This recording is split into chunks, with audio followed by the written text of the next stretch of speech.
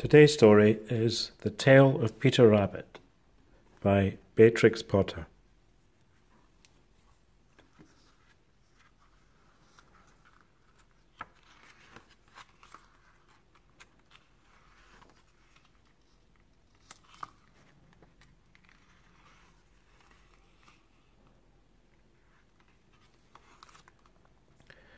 Once upon a time, there were 4 little rabbits, and their names were Flopsy, Mopsy, Cottontail, and Peter. They lived with their mother in a sandbank underneath the root of a very big fir tree. "Now, my dears," said old Mrs. Rabbit one morning, "you may go out into the fields or down the lane, but don't go into Mr. McGregor's garden. Your father had an accident there. He was put in a pie by Mrs. McGregor.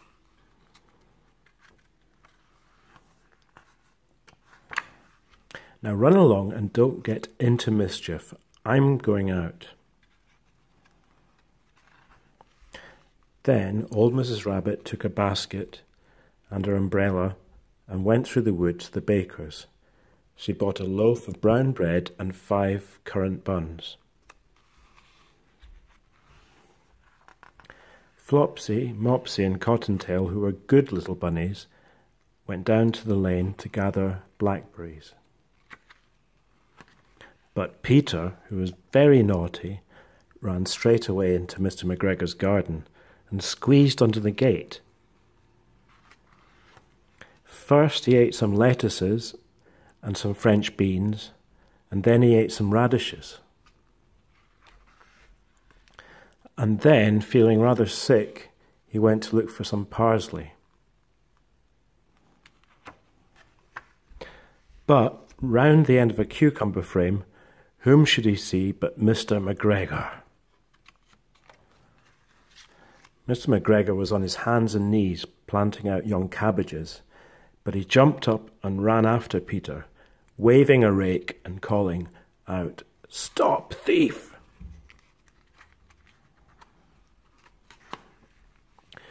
Peter was most dreadfully frightened. He rushed all over the garden, for he had forgotten the way back to the gate.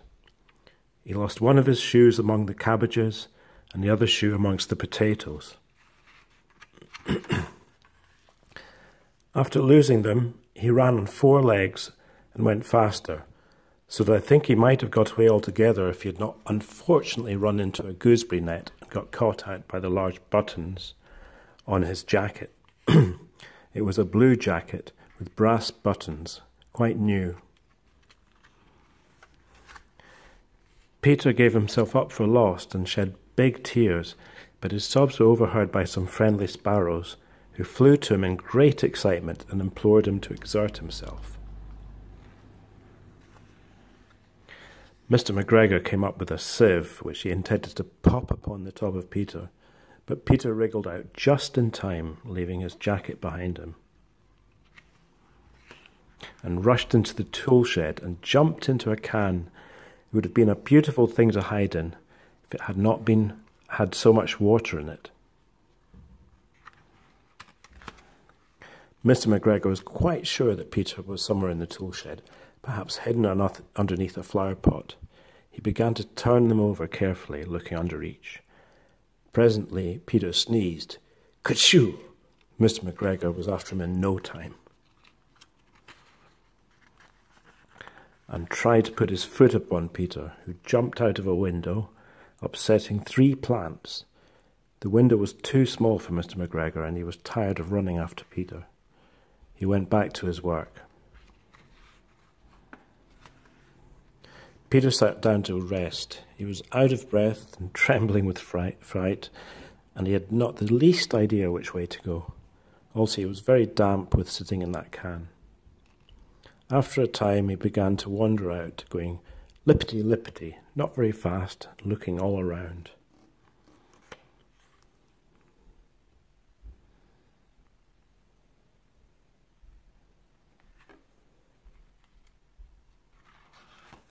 He found a door in the wall, but it was locked. There was no room for a fat little rabbit to squeeze underneath, An old mouse was running in and out of the stone doorstep, over the stone doorstep, carrying peas and beans to her family in the wood. Peter asked her the way to the gate, but she had such a large pea in her mouth that she could not answer. She only shook her head at him. Peter began to cry. Then he tried to find his way straight across the garden, but he became more and more puzzled. Presently he came to a pond where Mr. McGregor filled his water cans. A white cat was staring at some goldfish. She sat very, very still, but now and then the tip of her tail twitched as if it were alive. Peter thought it best to go away without speaking to her. He'd heard about cats from his cousin, little Benjamin Bunny. He went back towards the tool shed, but suddenly, quite close to him, he heard the noise of a hoe. Scritch, scratch, scratch, scritch. Peter scuttered underneath the bushes, but presently, as nothing happened, he came out and climbed upon a wheelbarrow and peeped over. The first thing he saw was Mr. McGregor hoeing onions. His back was turned towards Peter, and beyond him was the gate. Peter got down very quietly off the wheelbarrow and started running as fast as he could go, along a straight walk behind some black currant bushes. Mr. McGregor caught sight of him at the corner, but Peter did not care. He slipped underneath the gate and was safe at last in the wood outside the garden. Mr. McGregor hung up the little jacket and the shoes for a scarecrow to frighten the birds.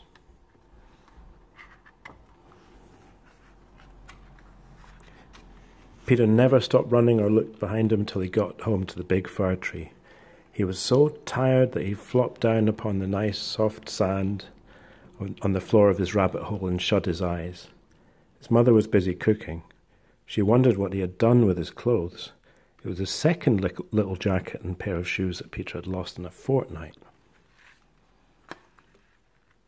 I'm sorry to say that Peter was not very well during the evening.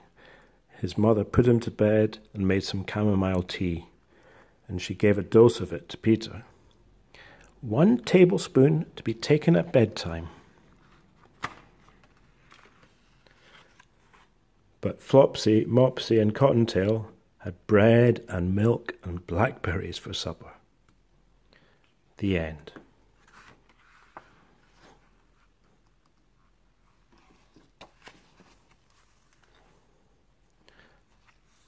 I hope you enjoyed the story.